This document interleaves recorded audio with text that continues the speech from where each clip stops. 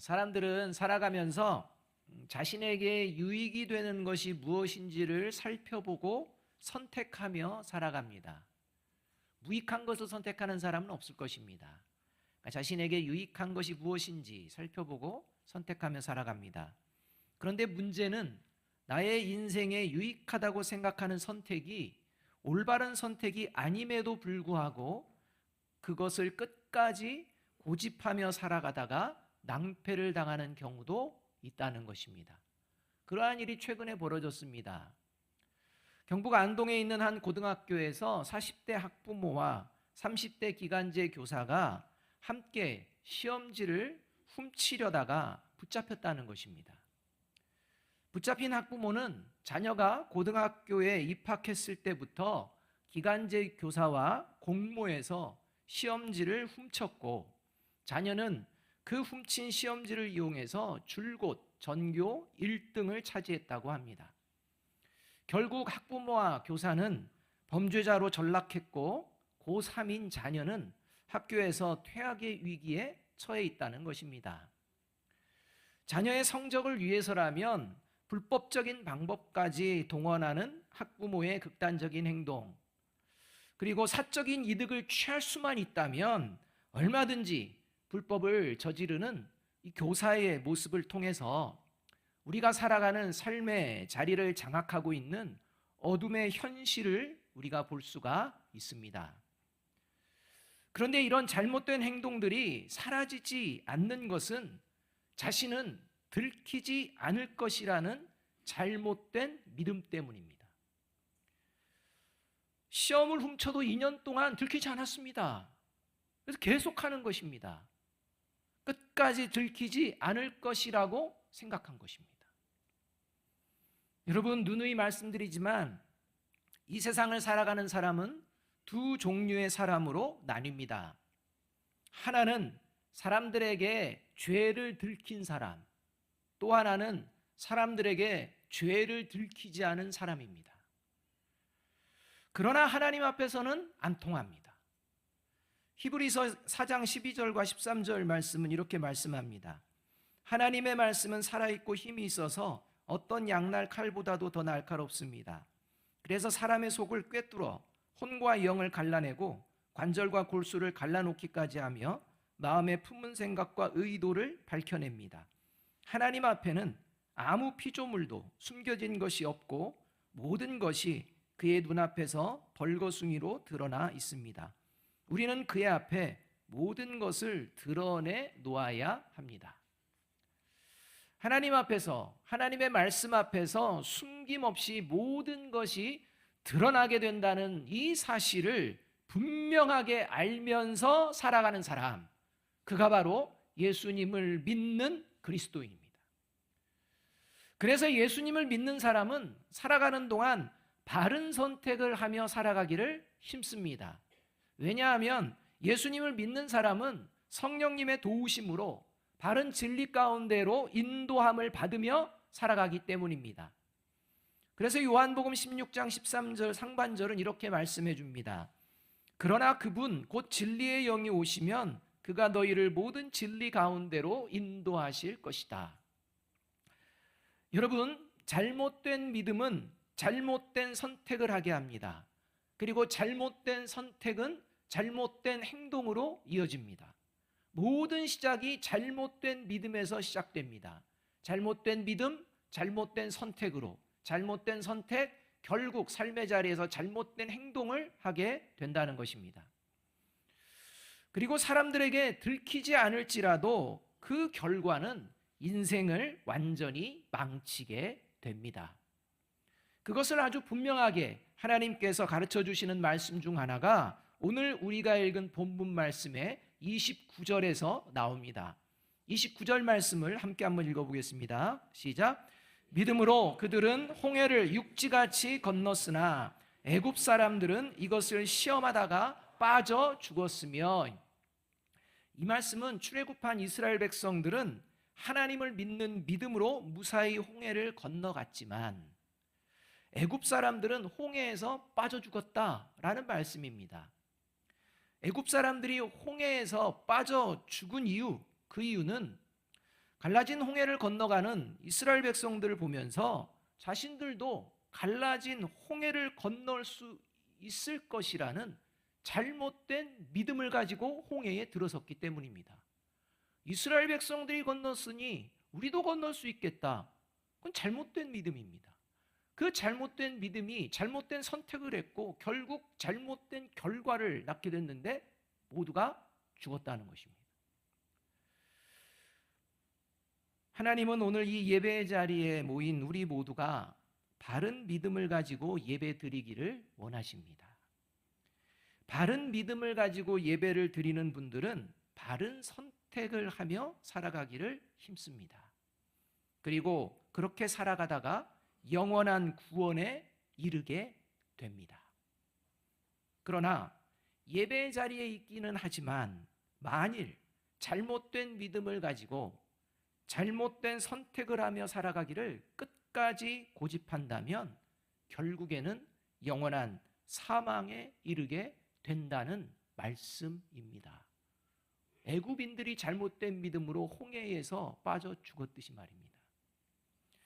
자, 그렇다면 저와 여러분은 바른 선택을 하는 믿음을 가지고 살아가고 있을까요? 아니면 잘못된 선택을 하는 잘못된 믿음을 가지고 살아가고 있을까요?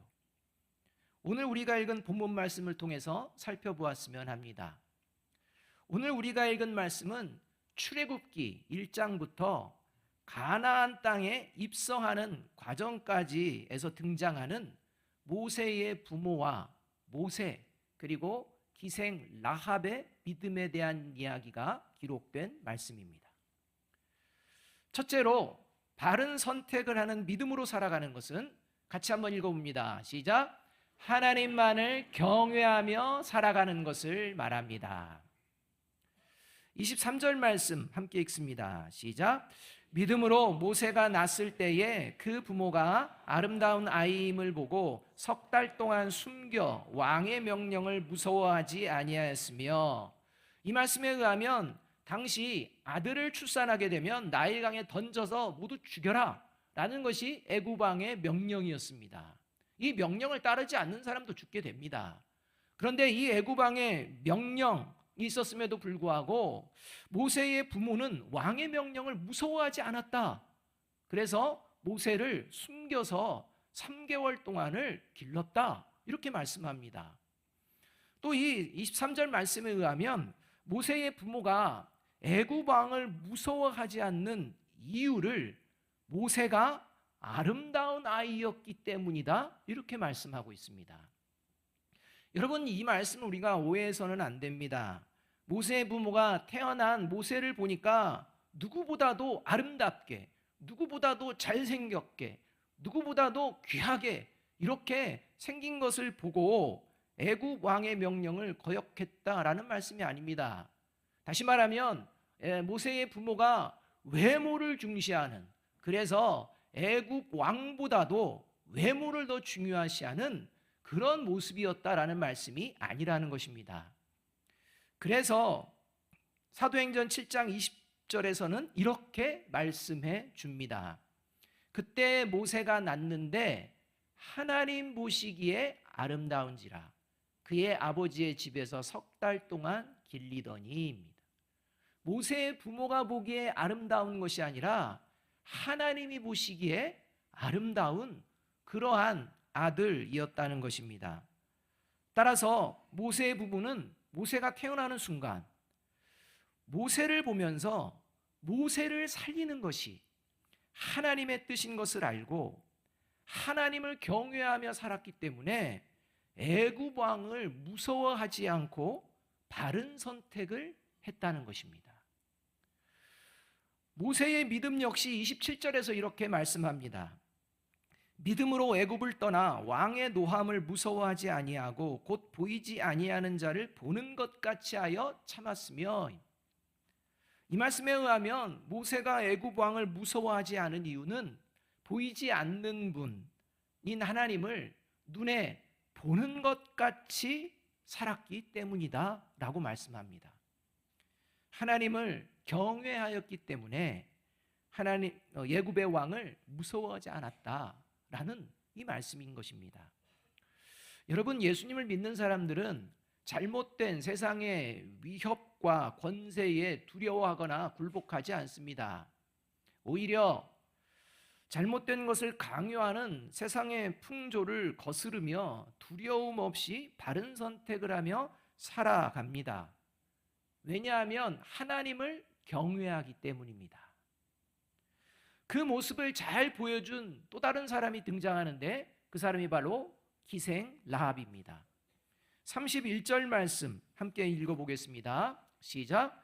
믿음으로 기생 라합은 정탐꾼을 평안히 영접하였으므로 순종하지 아니한 자와 함께 멸망하지 아니하였도다. 이 말씀에 의하면 여리고성 전투를 앞두고 여리고성으로 정탐 온 이스라엘의 정탐꾼을 기생 라합은 목숨의 위협을 감수하면서까지 보호해 주었고 그 결과로 구원을 받게 되었다라는 말입니다. 기생 라합은 목숨이 정말 위협을 당하는 그런 상황에까지 이릅니다. 그럼에도 불구하고 흔들리지 않고 이 정탐꾼들을 숨겨주고 보호하는 것을 볼 수가 있습니다. 그 이유가 어디 있었느냐? 그게 바로 하나님을 경외했기 때문입니다. 그 모습이 여호수아서 2장 10절과 11절에 나옵니다. 당신들이 이집트에서 나올 때에 주님께서 당신들 앞에서 어떻게 홍해의 물을 마르게 하셨으며 또 당신들이 요단강 동쪽에 있는 아모리 사람의 두 왕 시온과 옥을 어떻게 전멸시켜서 희생제물로 바쳤는가 하는 소식을 우리가 들었기 때문입니다. 우리는 그 말을 듣고 간담이 선을 했고 당신들 때문에 정신을 잃고 말았습니다. 위로는 하늘에서 아래로는 땅 위에서 과연 주 당신들의 하나님만이 참 하나님이십니다.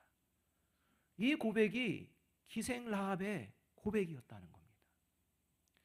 여러분, 기생 라합은 가나안 땅 여리고성에 살고 있었던 이방 여인입니다. 하나님을 알지 못할 때까지는 목숨을 연명하기 위해서 매춘부라는 잘못된 선택을 하며 살아갔습니다. 그런데 이스라엘 백성들을 도우시고 보호하시는 하나님의 이름을 듣고 알게 되었을 때 기생 라합은 하나님을 경외하게 됩니다. 그리고 지금까지 잘못된 인생을 청산하고 바른 선택을 하는 것을 볼 수가 있습니다. 여러분, 아무리 잘못된 선택을 하며 인생길을 걸어가던 사람일지라도 그가 예수님을 믿고 하나님을 경외하는 순간 그 인생길은 죄와 사망의 길에서 생명의 길로 완전히 바뀌게 되는 줄로 믿습니다. 그래서 잠언 14장 27절은 이렇게 말씀합니다. 함께 읽어보겠습니다. 시작. 여호와를 경외하는 것은 생명의 샘이니 사망의 그물에서 벗어나게 하느니라. 바라기는 내가 어떤 삶의 자리에 있을지라도 매 순간 하나님을 경외하며 살아가기를 힘쓰는 저와 여러분이 되시기를 주님의 이름으로 축복합니다. 이것이 바른 선택을 하는 믿음에서 나오는 것이라는 겁니다. 둘째로 바른 선택을 하는 믿음으로 살아가는 것은 같이 읽어봅니다. 시작. 고난이 있어도 하나님의 자녀들과 함께 살아가는 것을 기뻐하는 것을 말합니다. 바른 선택을 하는 믿음을 가지고 있으면 반드시 고난 있습니다. 없는 게 아닙니다. 그러나 이 고난을 하나님의 자녀로서 하나님의 자녀들과 함께 이겨가는 것, 이것을 기뻐하며 살아간다는 겁니다. 24절과 25절 말씀 함께 읽습니다. 같이 읽습니다. 시작. 믿음으로 모세는 장성하여 바로의 공주의 아들이라 칭함받기를 거절하고 도리어 하나님의 백성과 함께 고난받기를 잠시 죄악의 낙을 누리는 것보다 더 좋아하고. 이 말씀에 의하면 모세는 애굽의 공주에게 입양되어서 애굽의 왕자로서의 온갖 특권을 누리며 살아갈 수 있었습니다. 그러나 모세는 애굽의 왕자로 살아가는 것보다 하나님의 백성으로서 하나님의 백성과 함께 고난을 받을지라도 살아가는 것을 기뻐하며 선택했다는 것입니다. 인간적인 생각으로는요, 당시 애굽의 왕자로서 그 입지를 더욱 굳건하고 견고하게 세워도 됩니다. 그래서 이 왕자의 권세를 가지고 자기 동족인 이스라엘 백성들이 학대에서 벗어날 수 있도록 이스라엘 백성들을 위한 정책을 애굽에서 펼치며 살기 좋은 애굽 땅에서 계속 살아갈 수도 있었을 것입니다. 그러나 모세는 영화를 누리며 살 수 있는 애굽의 왕자가 아니라 고난이 있을지라도 하나님의 백성들과 함께 하나님이 약속하신 땅에서 살아가기로 결정을 합니다. 내가 원하는 땅이 아니라 하나님이 기뻐하시는 땅에서 하나님의 백성들과 함께 살아가기를 결정했다는 것입니다. 그리고 결국 출애굽하여 이스라엘 백성들과 함께 광야를 거쳐 가나안 땅을 향하게 됩니다. 하나님의 뜻이 거기에 있다는 것을 믿었기 때문입니다.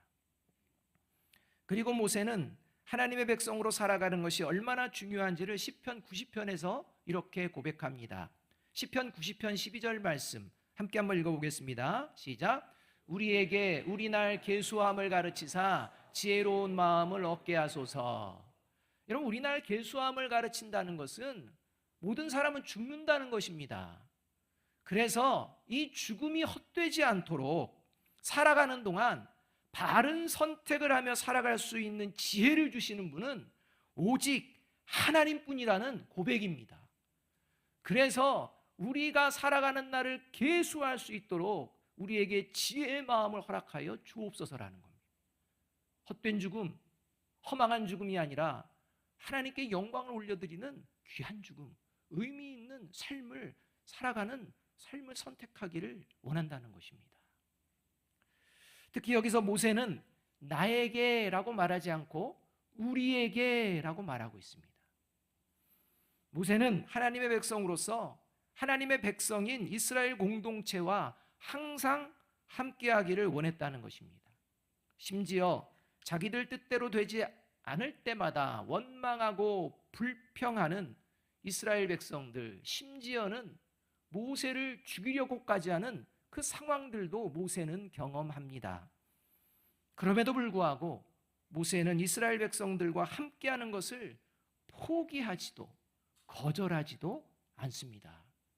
심지어 하나님께서 이스라엘의 죄악을 보며 이스라엘 백성들을 멸하고 다른 민족으로 너를 세워주겠다, 민족이 따르게 하겠다라는 말씀을 할 때 차라리 그렇게 하실 것 같으면 저도 죽여주세요 라는 기도를 할 정도로 이스라엘 백성들과 항상 함께하는 것을 기뻐하는 그러한 모습이었다는 것입니다. 따라서 여러분, 모세의 이 모습을 통해서 하나님의 자녀로 살아가는 것을 기뻐하는 사람에게 나타나는 구체적인 특징이 있는데 그 중에 하나가 바로 교회 공동체 안에서 성도들과 함께하는 것을 기뻐한다는 것입니다. 여러분은 예배당에 와서 성도들을 만나는 것이 기쁘십니까? 항상 기쁘십니까? 옆에 있는 분에게 이렇게 말해줍니다. 오늘 보니 참 아름다우십니다. 그래서 여러분, 모세만 아름다운 게 아니라 하나님께서는 저와 여러분을 아름답게 보고 계시는 줄로 믿습니다. 이 눈이 성도들을 바라보는 눈입니다. 여러분, 이 눈이 모세의 부모의 눈이었습니다.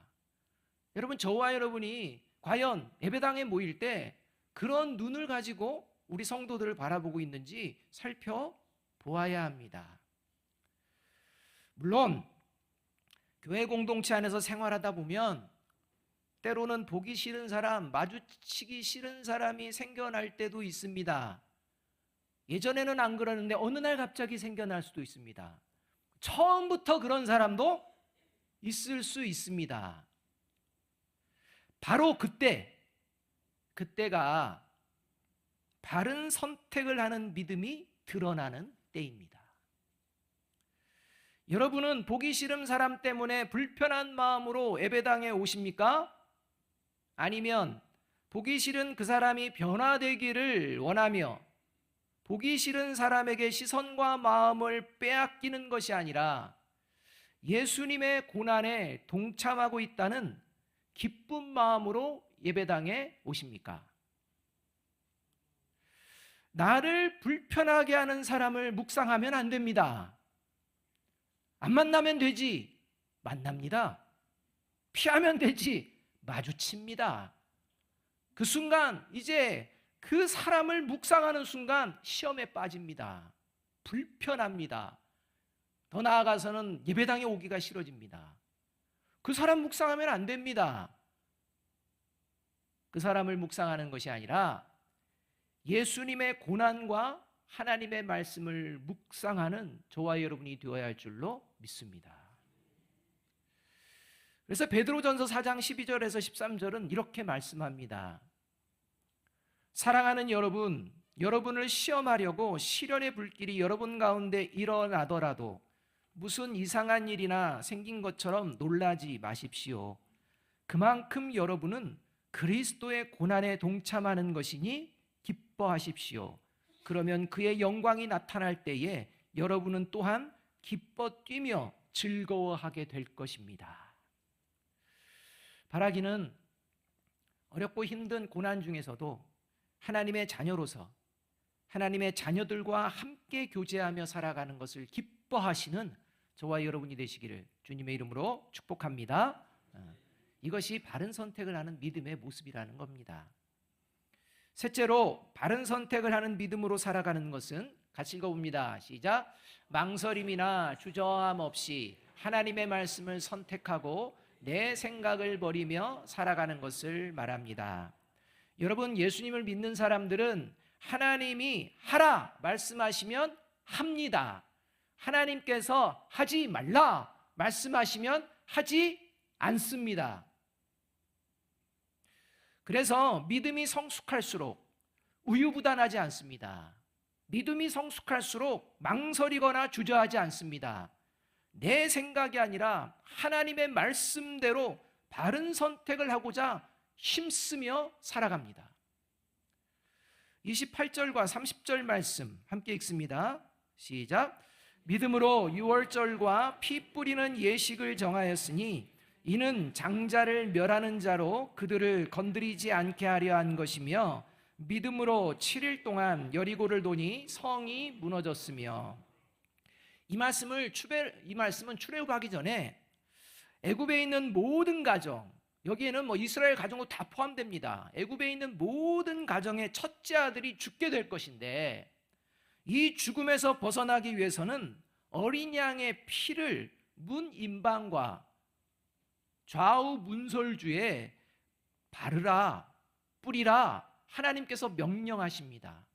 이 명령을 모세가 듣습니다. 이 명령을 이스라엘 백성들이 듣습니다. 그때 그런다고 될까? 의심하지 않습니다. 주저하지 않습니다.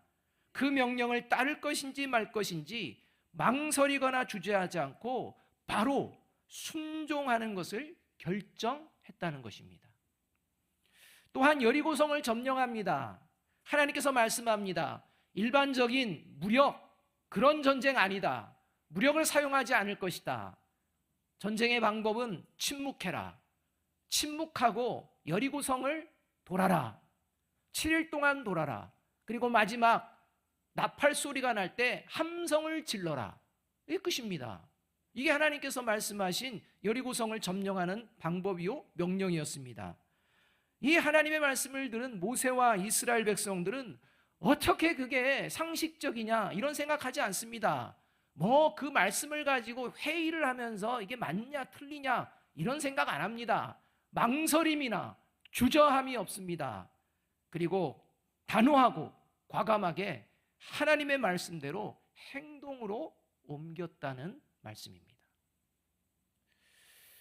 저와 여러분은 망설임이나 주저함 없이 하나님의 말씀을 선택하며 살아가고 있습니까? 아니면 망설임이나 주저함 없이 내 생각대로 살고 있습니까? 제 아내를 통해서 전해들은 이야기인데 정확하게 기억은 나지 않지만 내용은 대략 이러합니다. 좀 센 언어가 나와도 양해해 주시기 바랍니다. 어떤 분이 버스를 타고 앉았는데 그 앞에 여학생 2명이 앉아서 서로 이야기를 하고 있었답니다. 한 여학생이 엄마와 통화를 했는데 엄마에게 사랑해 엄마 뭐 이렇게인지 말하면서 전화 통화를 마쳤다고 합니다. 그 모습을 뒷자리에서 지켜보면서 참 이 시대의 애들 같지 않고 참 예쁘고 착하다는 마음으로 흐뭇해하고 있는데 엄마와 통화를 마친 학생 옆에 있던 친구 여학생이 아직도 엄마에게 그런 말 하냐? 라고 비웃으며 빈정거린 투로 그렇게 말을 했다고 합니다. 그때 엄마에게 콧소리 내면서 사랑한다고 말한 그 여학생이 친구에게 이렇게 대답을 해주었다는 것입니다. 그녀는 이렇게 하는 것을 좋아해. 잘 못 알아들으시는 분은 은혜입니다. 엄마를 이렇게 표현을 했다는 겁니다. 저는 그 이야기를 듣는 순간 소름이 돋았습니다. 그리고 생각해 보았습니다. 나는 하나님을 사랑한다고 말을 하지만 정말 하나님을 사랑하는지 아니면 하나님을 사랑하는 척하며 내 마음대로 살고 있는 것은 아닌지, 예수님을 믿는다고 하지만 하나님의 말씀보다 내 생각이 언제나 우선은 아니었는지 깊이 돌아봤습니다. 여러분, 말과 행동에는 그 사람의 인격이 담겨 있고 그 사람의 삶의 가치관이 담겨 있습니다. 에베소서 4장 29절과 32절은 이렇게 말씀합니다. 같이 한번 읽어볼까요? 시작. 나쁜 말은 입 밖에 내지 말고 덕을 세우는 데에 필요한 말이 있으면 적절한 때에 해서 듣는 사람에게 은혜가 되게 하십시오. 하나님의 성령을 슬프게 하지 마십시오. 여러분은 성령 안에서 구속의 날을 위하여 인치심을 받았습니다. 모든 악독과 격정과 분노와 소란과 욕설은 모든 악의와 함께 내버리십시오. 서로 친절히 대하며 불쌍히 여기며 하나님께서 그리스도 안에서 여러분을 용서하신 것과 같이 서로 용서하십시오. 이게 하나님께서 오늘 이 시대에 주시는 살아계신 말씀이요 명령인 줄로 믿습니다. 여러분, 하나님을 경외하고 성도들과 함께 하나님의 자녀로 살아가는 것을 기뻐하며 망설이거나 주저함 없이 하나님의 말씀을 선택하며 살아가기를 힘쓰는 사람, 그가 바로 바른 선택을 하는 믿음을 가지고 살아가는 구원받은 그리스도인입니다. 저와 여러분이 오늘부터 이렇게 바른 선택을 하는 믿음을 가지고 살아내기를 시작하시기를 주님의 이름으로 축복합니다. 마지막으로 신명기 30장 19절과 20절 상반절 말씀 함께 읽습니다. 시작. 내가 오늘 하늘과 땅을 불러 너희에게 증거를 삼노라. 내가 생명과 사망과 복과 저주를 내 앞에 두었은즉 너와 내 자손이 살기 위하여 생명을 택하고 내 하나님 여호와를 사랑하고 그의 말씀을 청종하며 또 그를 의지하라. 기도하겠습니다.